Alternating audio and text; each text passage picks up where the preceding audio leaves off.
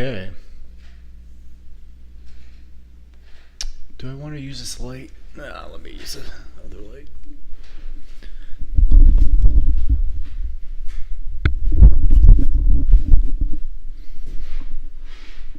Okay. We are resuming reading of K&R C, Chapter 6, Structures.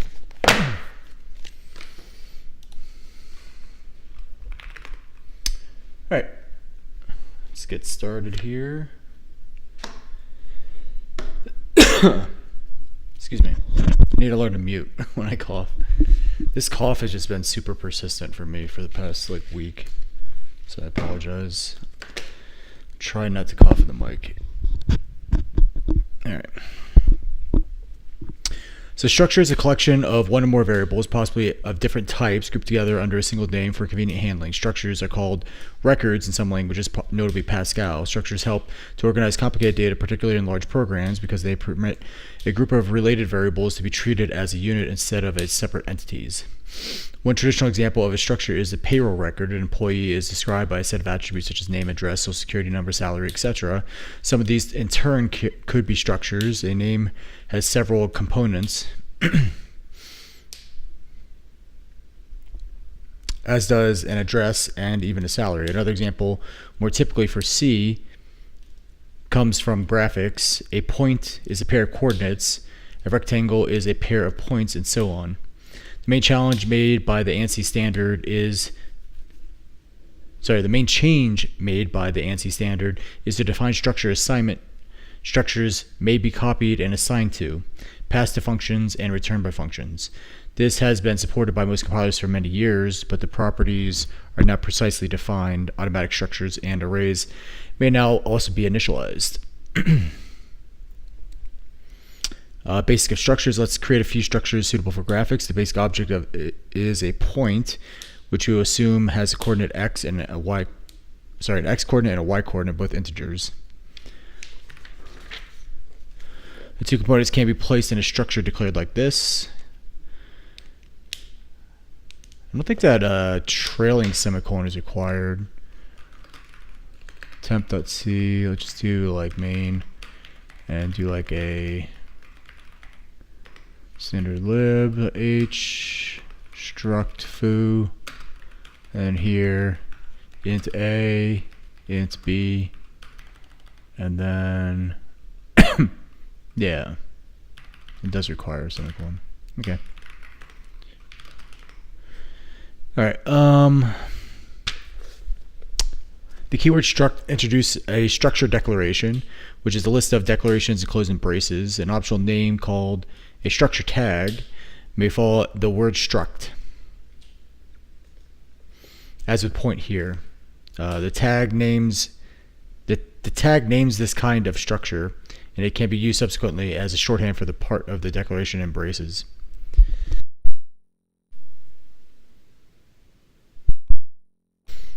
The variables named in the structure are called its members. Structure member or tag and the ordinary, i.e. non-membered variable can have the same name without conflict, since they can always be distinguished by context. Furthermore, the same member names may occur in different structures. Although as a matter of style, one would normally use the same names only for closely related objects. A struct declaration defines a type. The right brace that terminates this list of members may be followed by a list of variables, just as for any basic type, that is struct so-and-so. Is syntactically analogous to so-and-so. In the sense that each statement declares x, y, and z to be variables of the named type and causes space to be set aside for them. A structure declaration that is not followed by a list of variables reserves no storage. Structure declaration that is not followed by a list of variables reserves no storage. It merely describes a template or a shape of a structure. If the declaration is tagged, however, the tag can be used in later definitions of instances of the structure. For example, given the declaration point above, struct point pt defines a variable pt, which is a structure of type struct point. A structure can be initialized by following its definition with a list of initializers. each constant expression for the member. So each a constant expression for the members. That makes sense. An automatic structure may also be initialized by assignment or by calling a function that returns a structure of the right type. A member of a particular structure is referred to as in an expression by a construction. A member of a particular structure is referred to in an expression by a construction of the form structure.member, or the structure member operator dot connects the structure name and the member name. To print coordinates of the PT, for instance, we print out the coordinates like that, or to compute the distance from the origin 0, to PT, then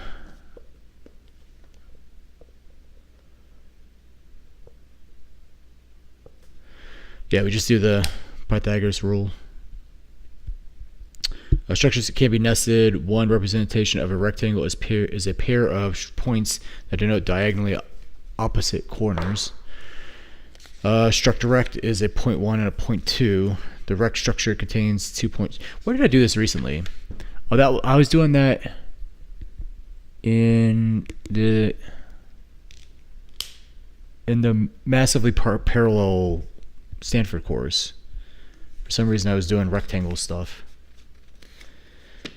The rect structure contains 2 point structures. Yeah.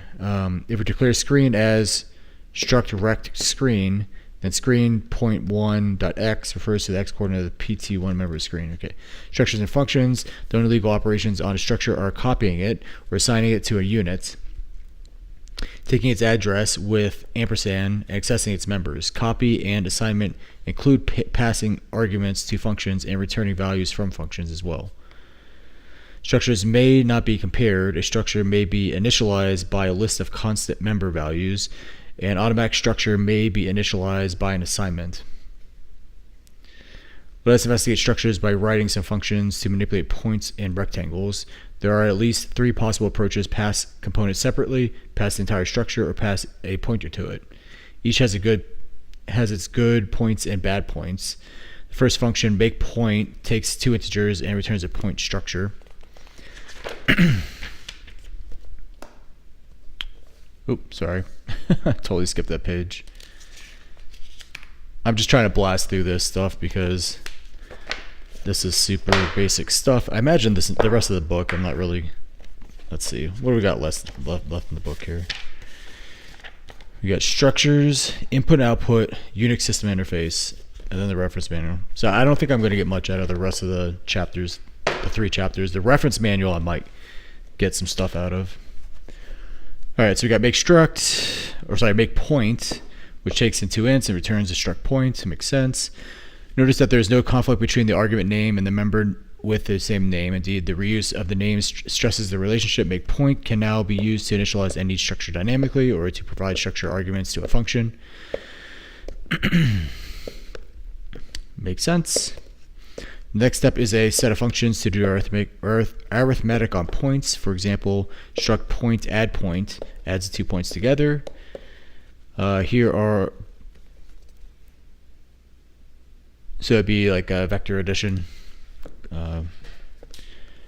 element-wise addition.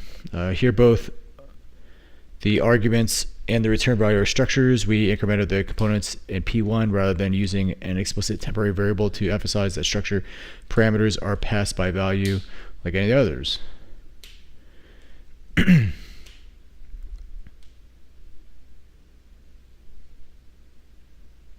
Here, both the arguments and the return value are structures. We incremented the components in P1 rather than using an explicit temporary variable to emphasize that structure parameters are passed by value like any others.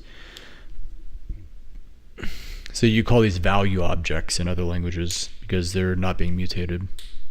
The whole value is being copied around. As another example, the function pt in rect tests whether... sorry, this just occurred to me. There was a blog post by Chris Latner I wanted to read.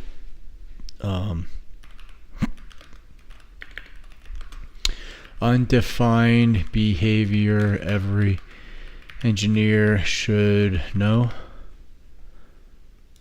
Yeah, this thing here. So it's going to go on my list of stuff to read. If we zoom out here, actually, you know what? I'm just going to print this and count the pages, sans comments. So it's about 10 pages. Those are citations down there. Oh no, that's part of it as well. Okay, 10 pages. So I'm gonna keep this down here, and when I'm done with the chapter over here, I'm just gonna jump into the LLVM blog, because I need to read something that's a little bit more interesting than this stuff. I'm gonna actually make dir. What do we call this?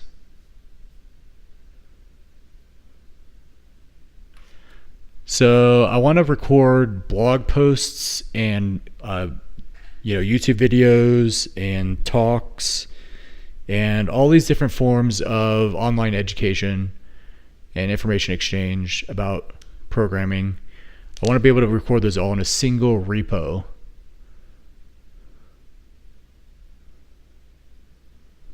Let's ask ChatGPT to see if it has any ideas.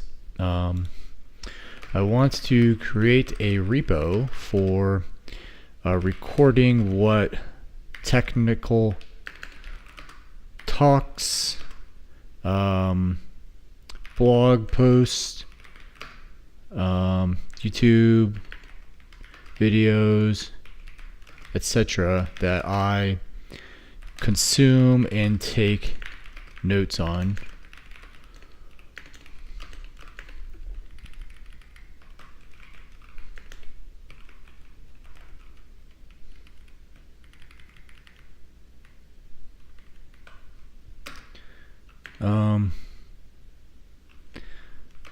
Possibly also documentation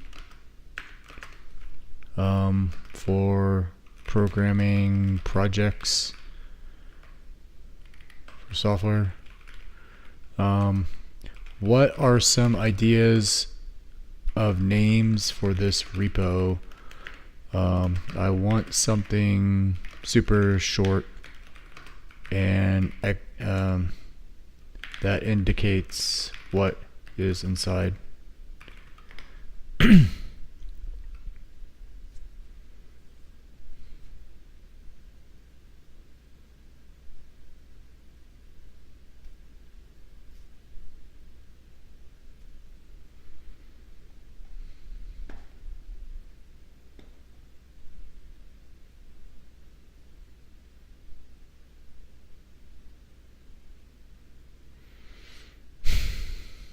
Those all suck.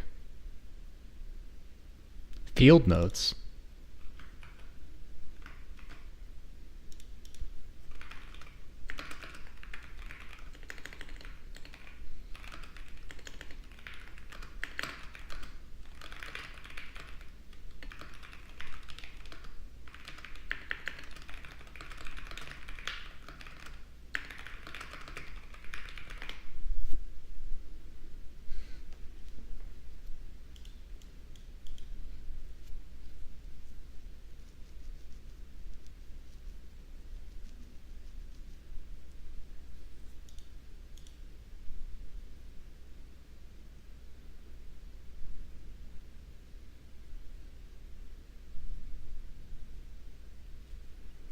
I like learn log.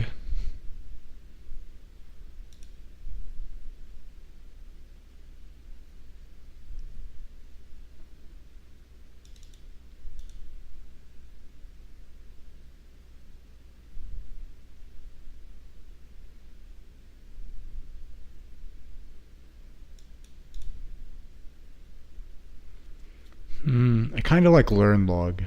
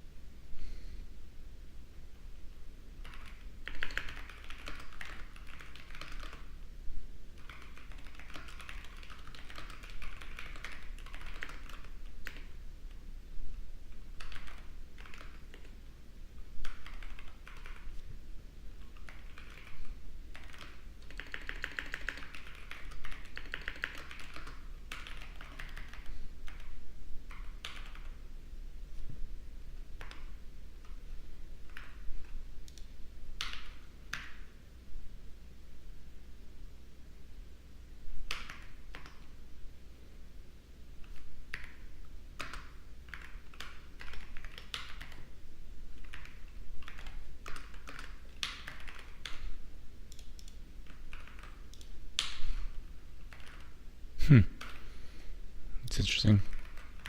There we go.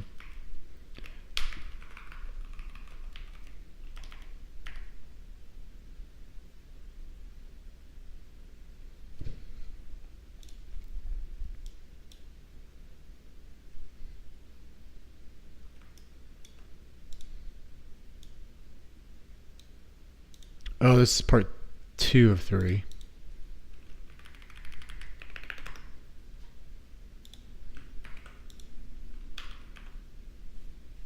Thank you. So we got, yeah, I forgot there's a series. So it's 2 of 3, which is 14. And if I go back here, yep. And then that would be 21.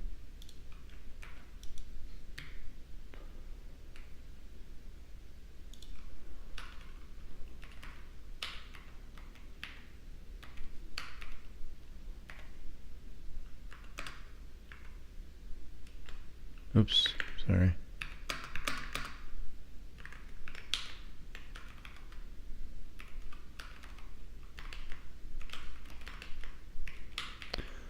So we want to do that one first, and that one second, and that one third. It's 21's part 3.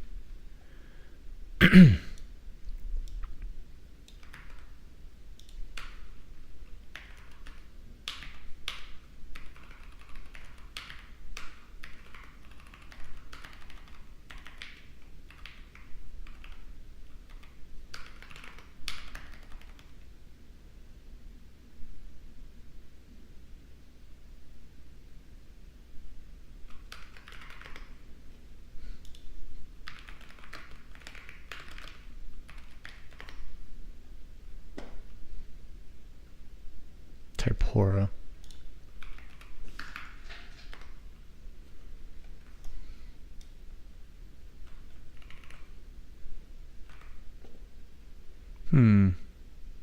That one didn't work. This one did though.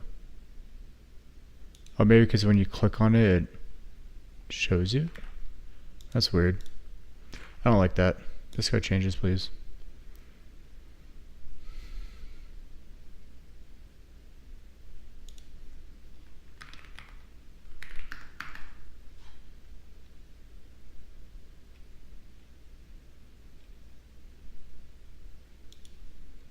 I think I remember using Glow.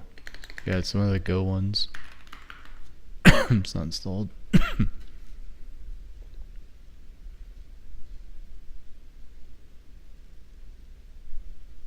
don't think it works like that.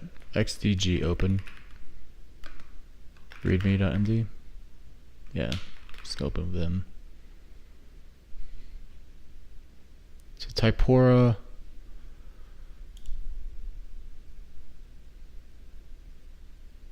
Mark text. That's pretty clean.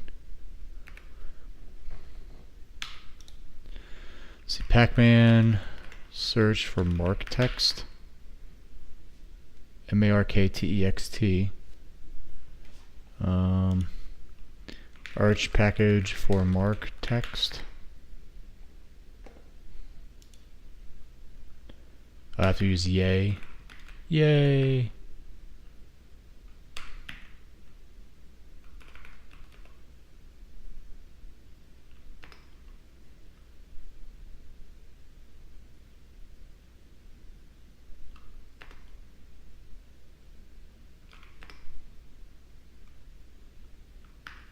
Oops, sorry. Shouldn't have done that.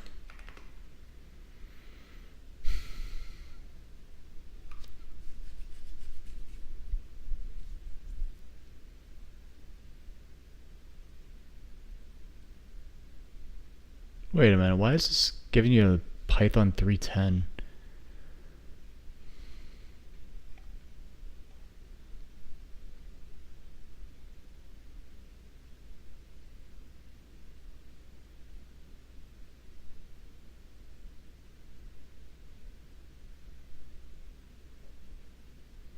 Okay. Guess it's got to build Python and Electron. Jesus. How much freaking garbage can you put into one? I might just uninstall this thing. I'm sure it's great. I'm not gonna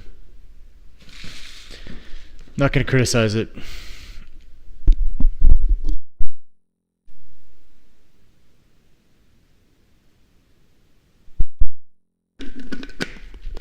I just want a simple markdown thing that just shows me the thing.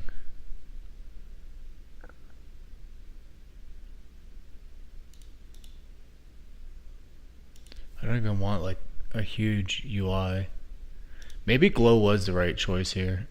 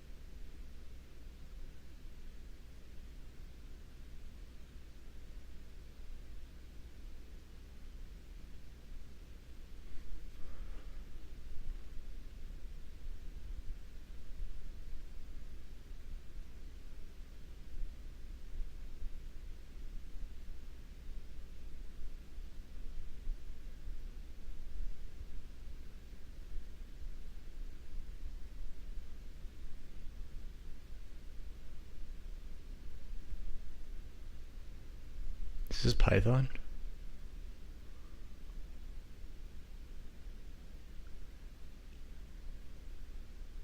Yeah, Python.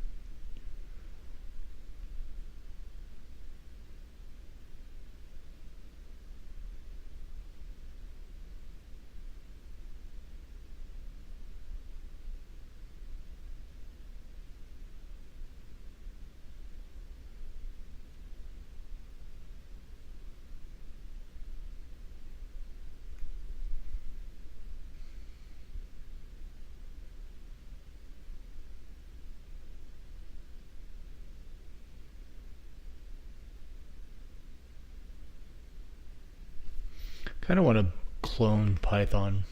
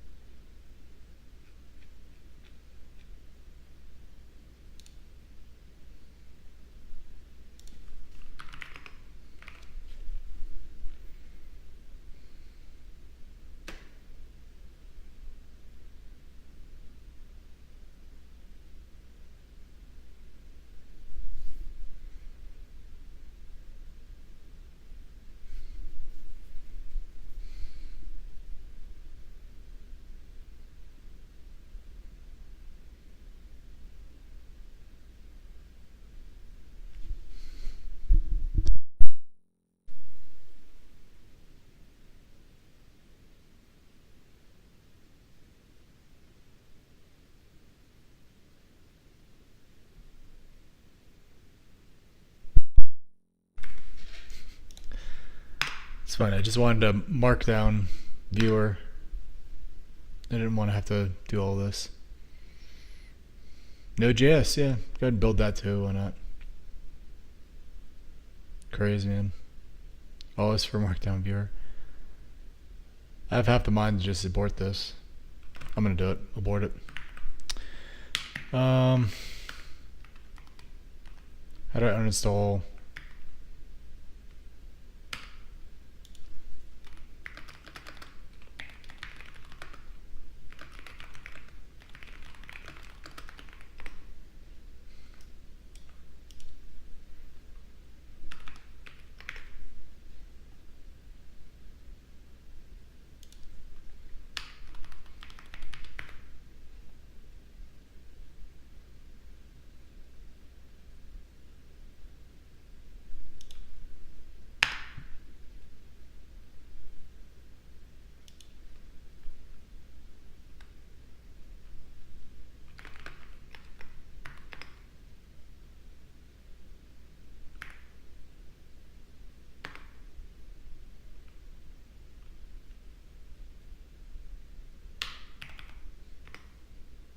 Okay, I just cleaned up all the dependencies there.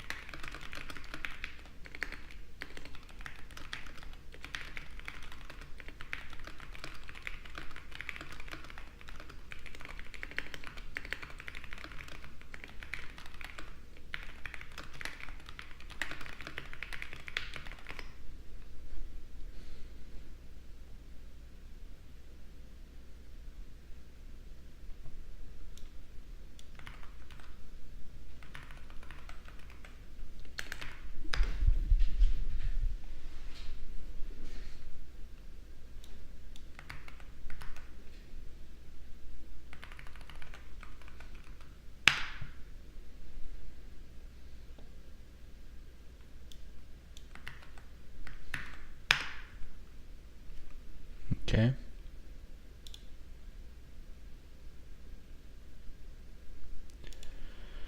All right, let's do a Pac-Man search for glow, was it? Typora. Yeah, glow. Yeah. Let's just do that.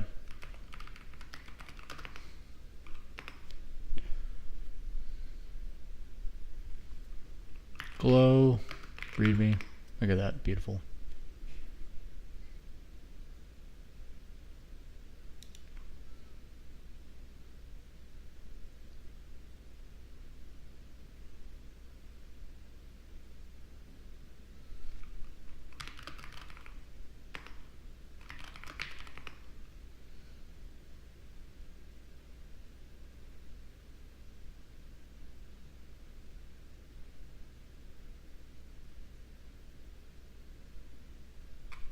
TUI, interesting.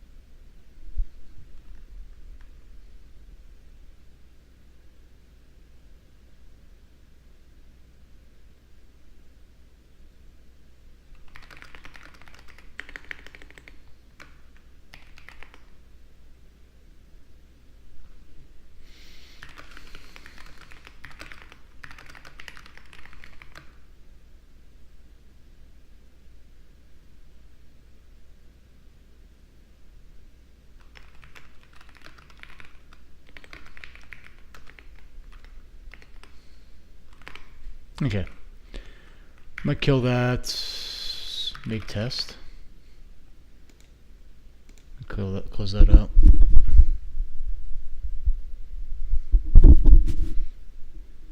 I've never actually done this where I built Python from source and ran its test suite, and I mean, it's not crazy.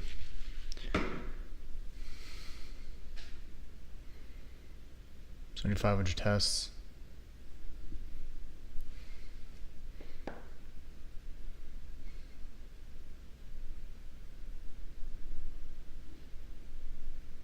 It's probably just smoke test to make sure everything's still working.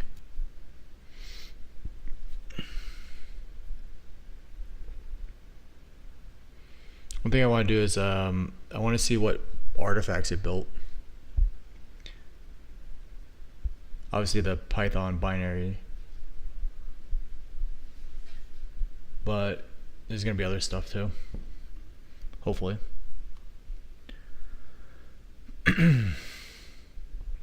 Sorry, I just need to take a break from the reading because this is boring as hell.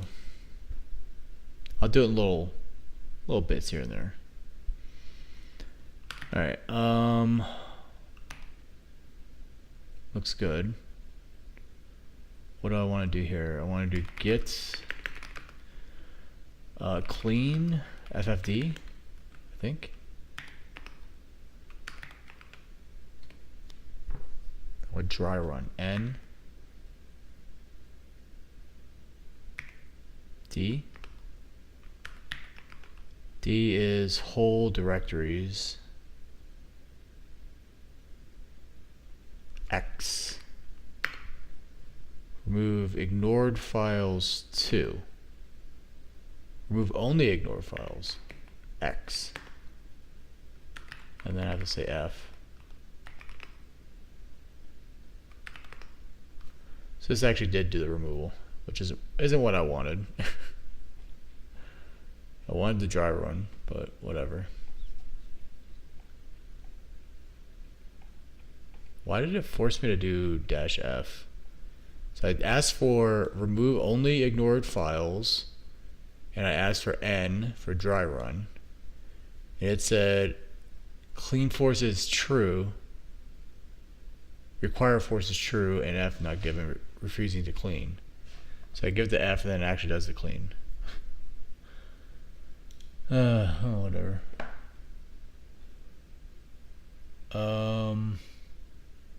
Okay.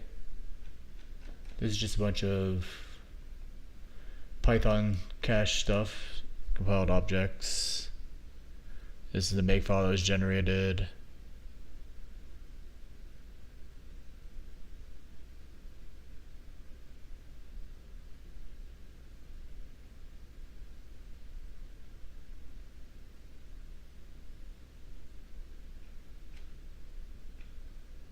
Bunch of O and shared object files. A lot of them, in fact, and objects. Parser, programs, Python.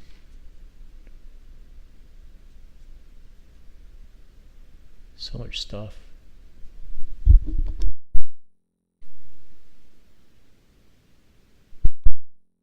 Header files.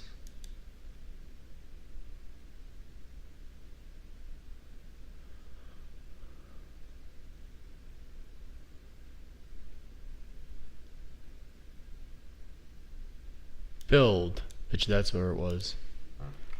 Should have just went there. So configure again.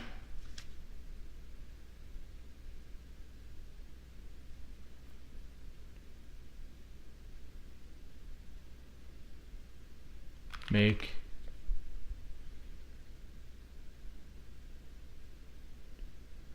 Oh, I should have done the, let me kill this. Make -J 12. Sorry, lowercase j. I'll speed it up some.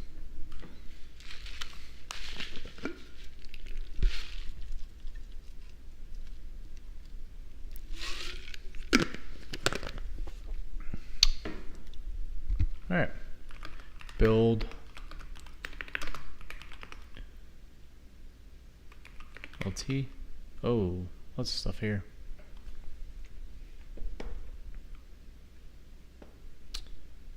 Scripts 315 idle pydoc. And then we got lib linux x86-64. Where's the actual like Python binary at? You'd think that'd be built somewhere. Let's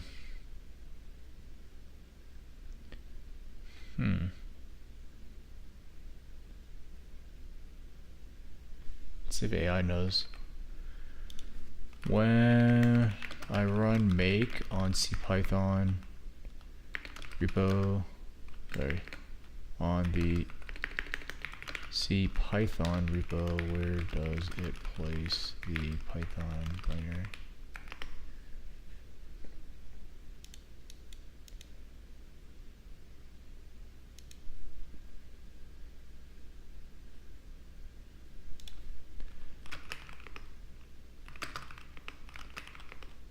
Oh, right in the root. Because why not?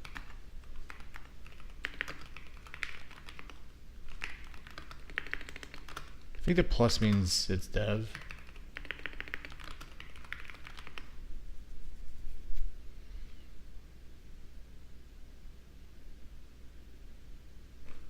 Ah, look at that. libpython3, so it's a archive. I guess it's just comfortable with throwing all the build stuff into the root. So how do I get a list of all the ignored files on a repo?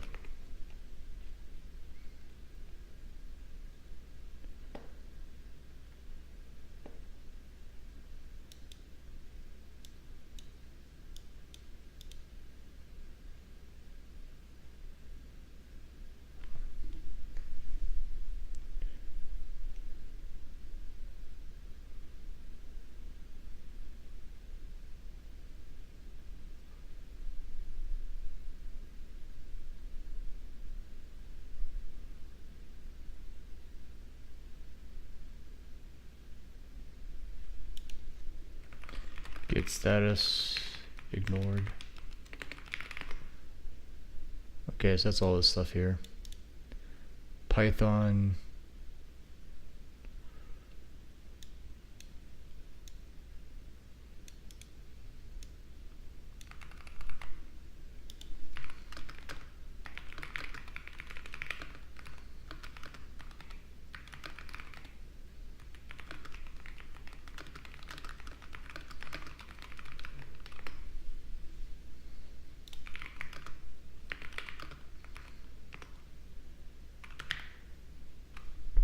It's an archive file. I think you have to use AR. Archive P? ARP? Lib Python? No, that's not what I wanted.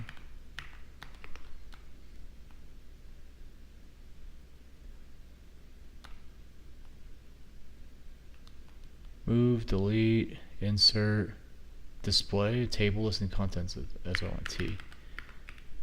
T.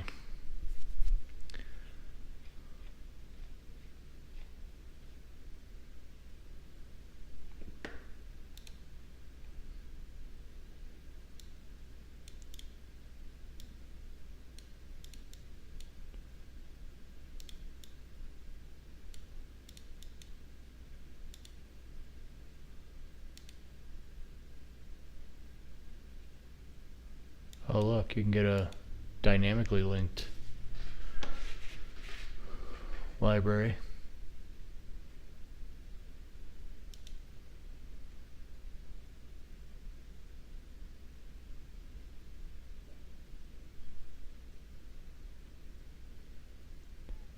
Well, that's pretty cool.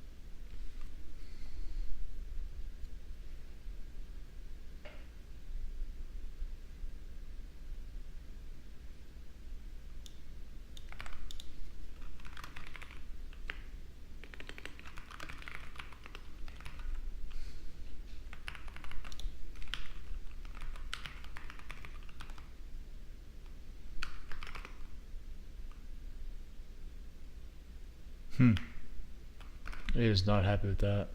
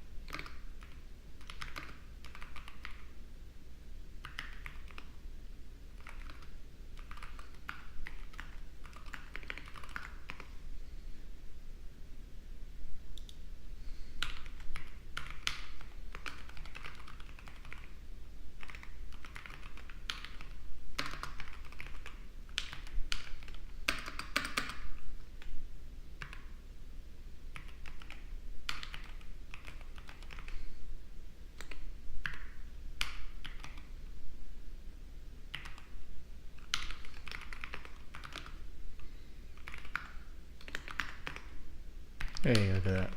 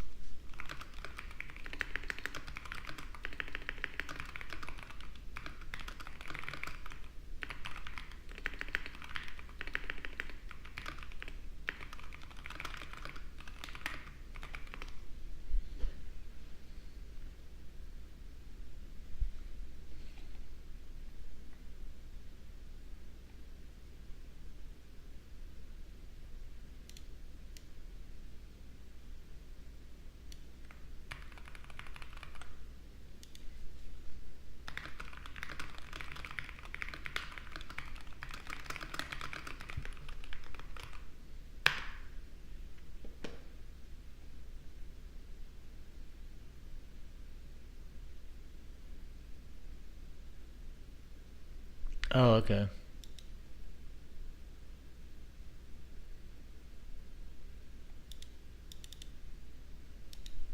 I didn't realize. It may make sense that there's a D at the end of it. It makes sense that it ignores it. So it's cat out, or it's let's do clang. I give this guy here main.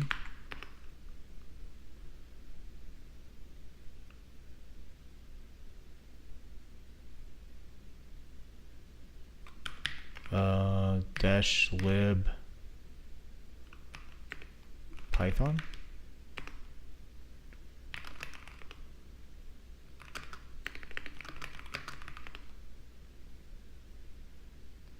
There is a lib Python 3.15.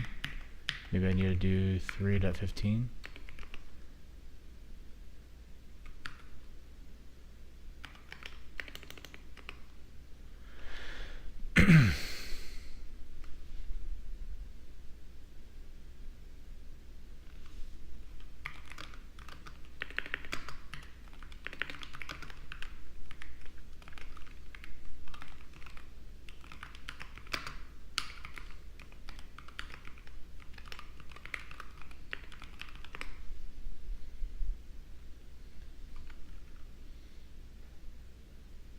Alright, 14. My bad. Or maybe just do Python 3.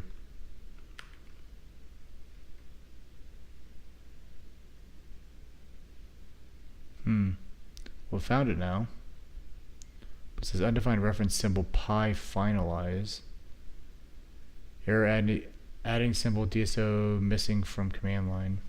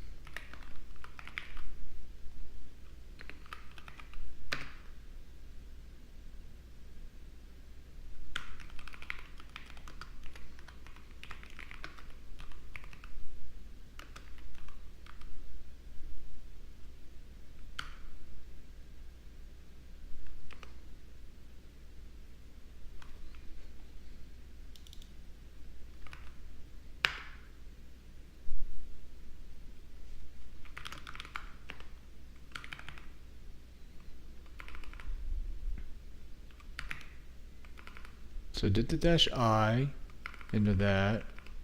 I guess I said Python 3 instead of 3.14.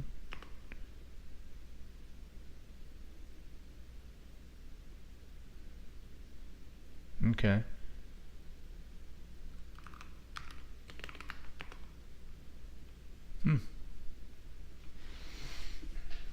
And then if I do a LDD on that, so it's dynamically linked against libpython 3.14.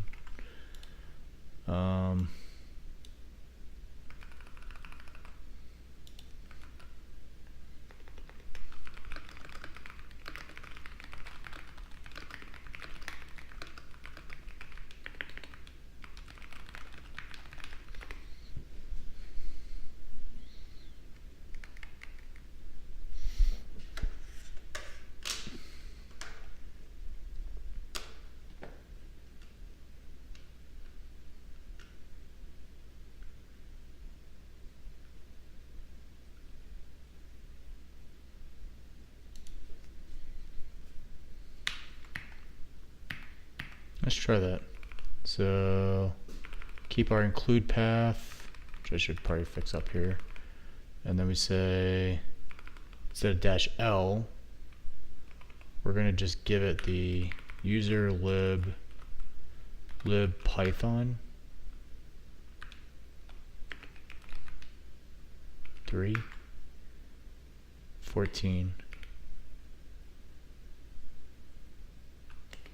lib3.so, and then this is for dynamic linking. So then you go, oh, that's .so, not .so.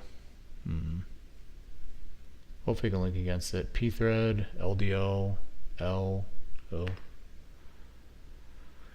Okay, didn't like that, but we might be able to get away with, oops, get away with the // libpython a.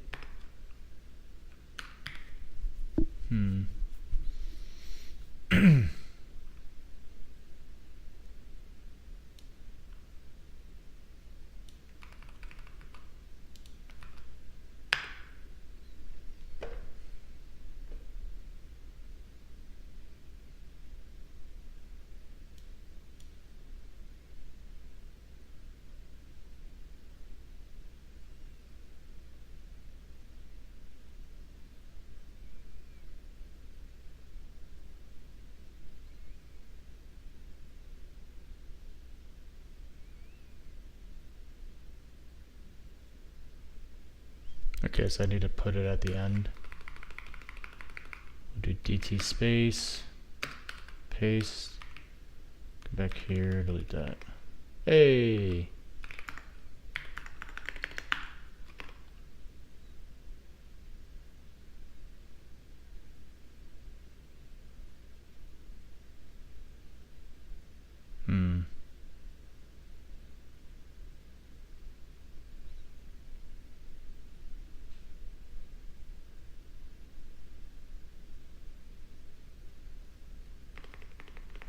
Alright, let's cat out main.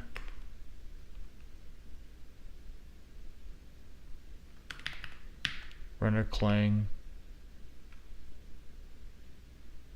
And then run a.out.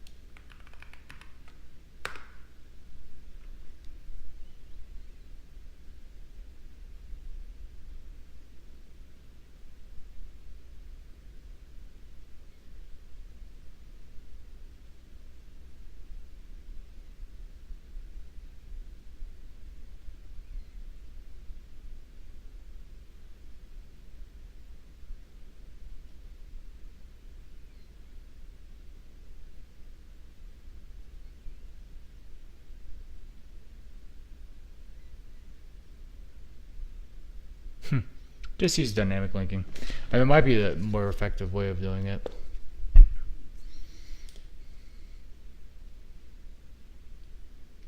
I mean, it worked.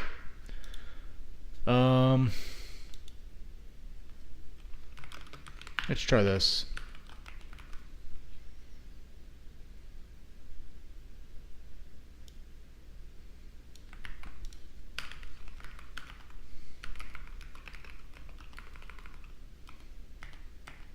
Wait a minute, what was that? Why is this L prefix? What the hell is that?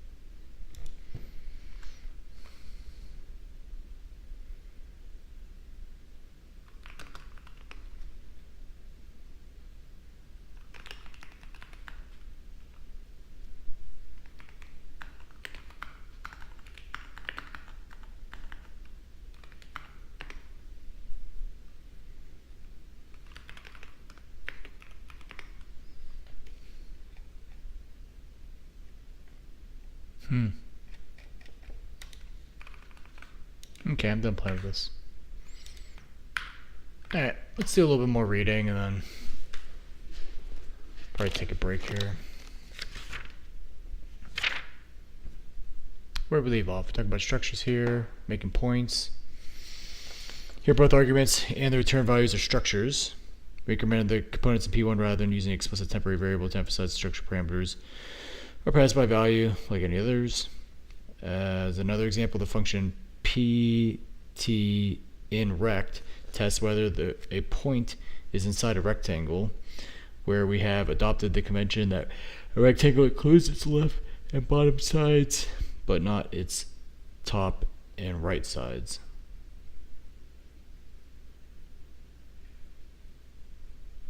This assumes that the rectangle is represented in standard form where the P1 coordinate are less than the P2 coordinate. Following function returns a rectangle guaranteed to be in canonical form.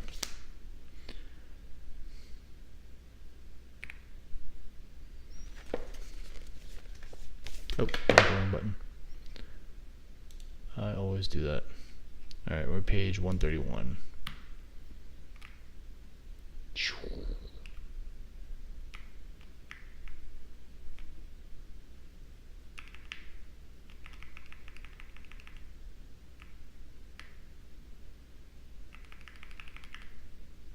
There we go. Alright, define min-max. That's a macro.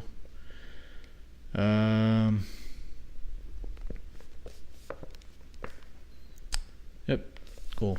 If a large structure is to be passed to a function, it's generally more efficient to pass a pointer than to copy the whole structure. Structure pointers are just like pointers to ordinary variables. Declaration struct point pointer to PP says that PP is a pointer to a structure of type struct point. If PP points to a point structure, star PP is the structure, and star pp.x and star pp.y are the members.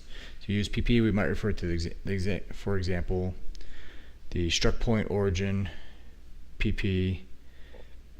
PP gets assigned the reference of origin, and then we can dereference and get its members. The parentheses are necessary in star PP because the precedence of the structure member operator star is higher than, dot is higher than star. The expression star ppx means ppx and then dereference, which is illegal here because x is not a pointer. Pointers to structures are so frequently used that an alternative notation is provided as a shorthand. If P is a pointer to a structure, then P dereferenced member of structure refers to a particular member. The operator arrow is a minus sign immediately followed by greater than. So we could write instead origin is that, yep, both period and arrow associate from left to right. So if we have its pointer, then these four expressions are equivalent.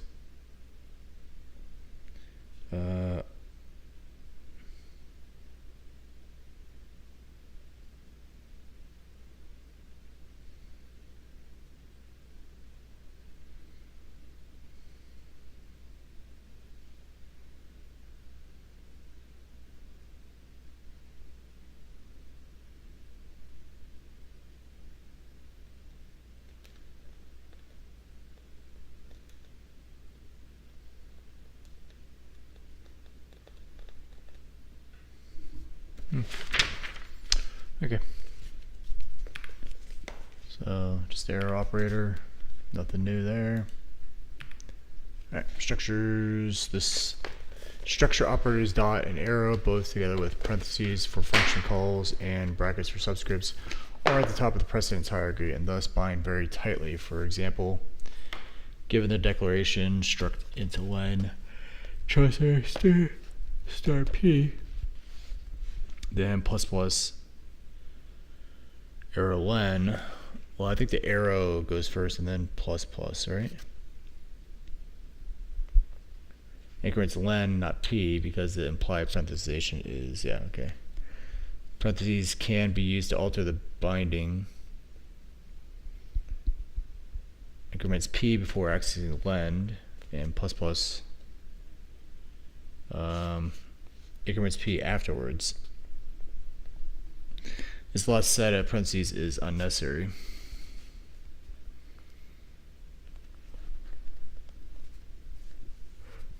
In the same way, star p stir fetches whatever stir points to. Star p stir plus increments stir after accessing whatever it points to. Just like star s plus.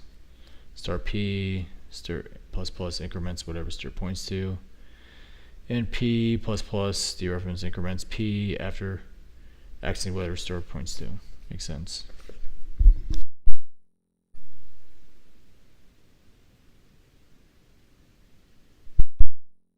Arrays of structures. Consider writing a program to count the occurrences of each C keyword. We need an array of character strings to hold the names, an array of integers for the counts. One possibility is to use two parallel arrays, keyword and key count, as a so-and-so. But the very fact that the arrays are parallel suggests a different organization, an array of structures. It's not great for cache lines though. Usually you want structure of arrays for optimizations. Each keyword entry is a pair.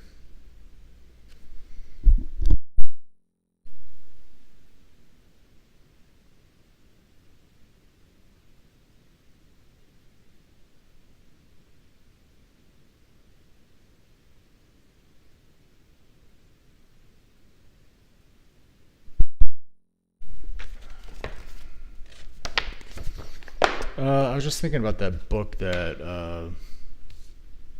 was designing data intensive applications.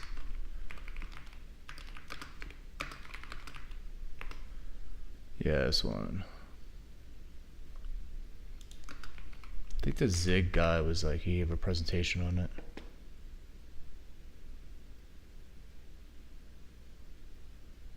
Is that the right book? No. Zig.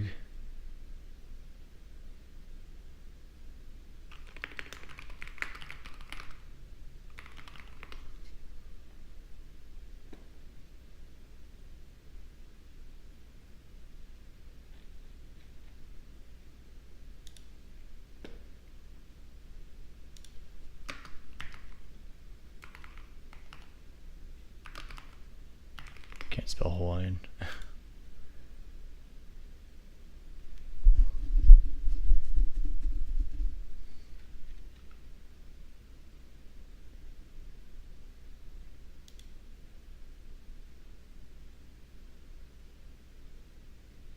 Is it a Hawaiian shirt or?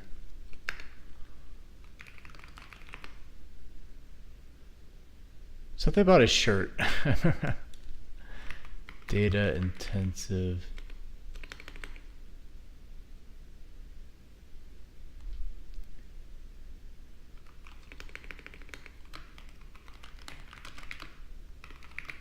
Or not page, cache line.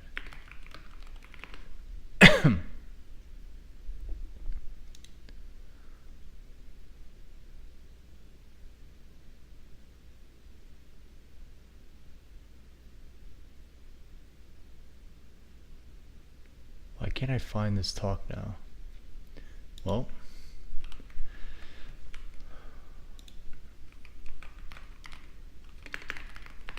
it's frustrating that I can't find this.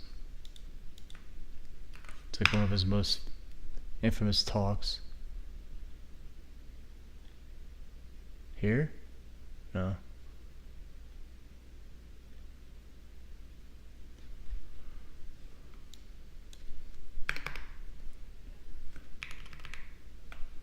Here it is, this one here. Data-oriented design.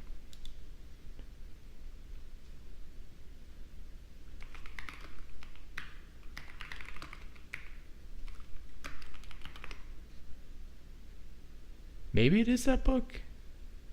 I don't think it is.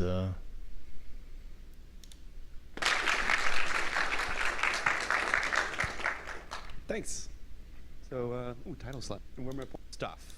A button on. If I did, if I run LSC, help you just like. Here it is. Yep. Data-oriented design book. I'm also going to record this talk. Let's put it in learn log.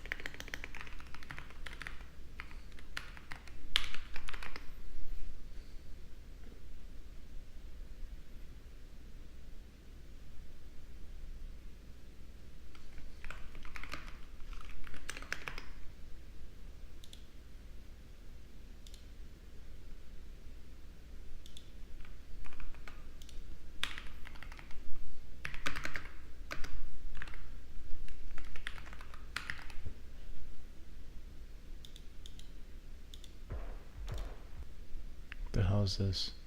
Oh, it's an ad. So you said not seeing ads because I have the YouTube. Who's going to introduce our Premium or keynote whatever. speaker. I want to bring up Alex Rosenberg. He's the manager of platform architecture for Sony PlayStation.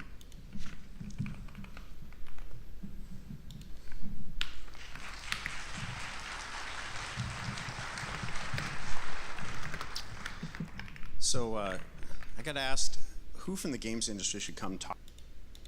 So I wanted to give you an idea. I already watched both of these talks, but I'm gonna rewatch them and take notes on them. And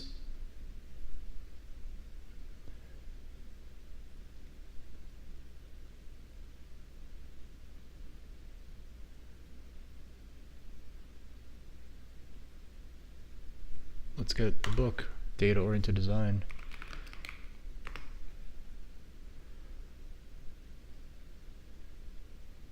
How is that not a book recommendation? There we go.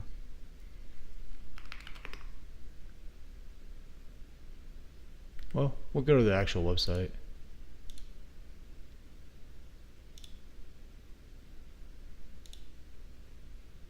No.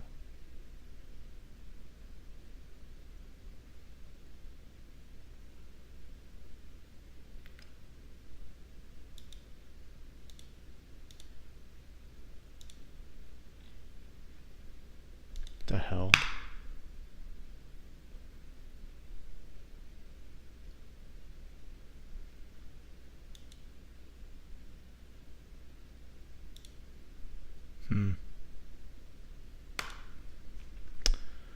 That's annoying.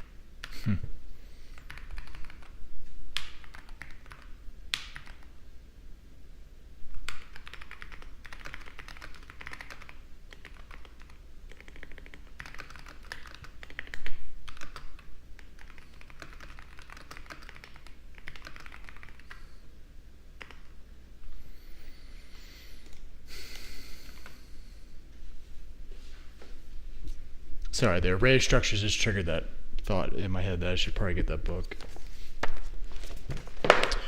All right.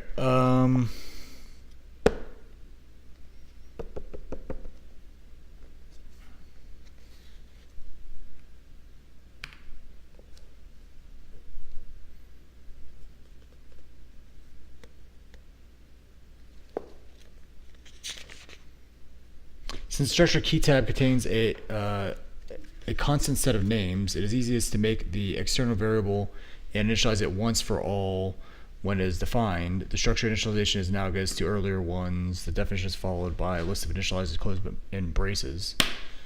Makes sense.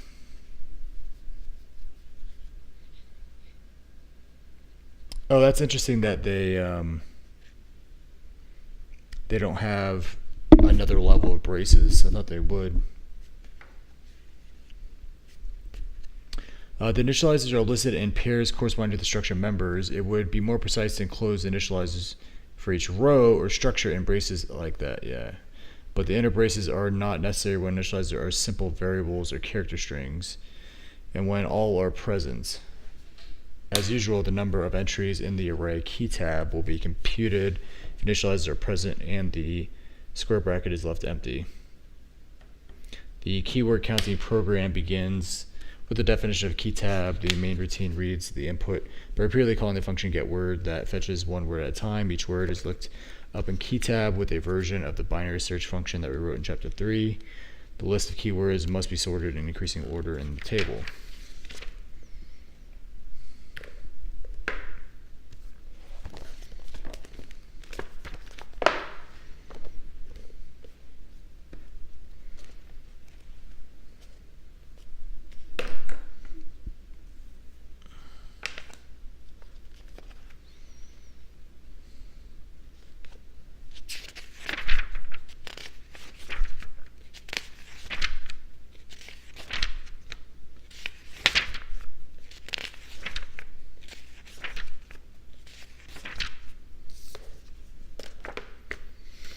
Okay, I'm going to take a little bit of a break here, and then we'll come back and resume reading on the arrays of structures.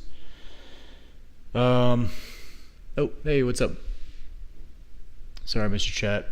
I was distracted. Okay, cool. Yeah, I'm going to hop off here and just grab some food, and then I'll be back in maybe about an hour.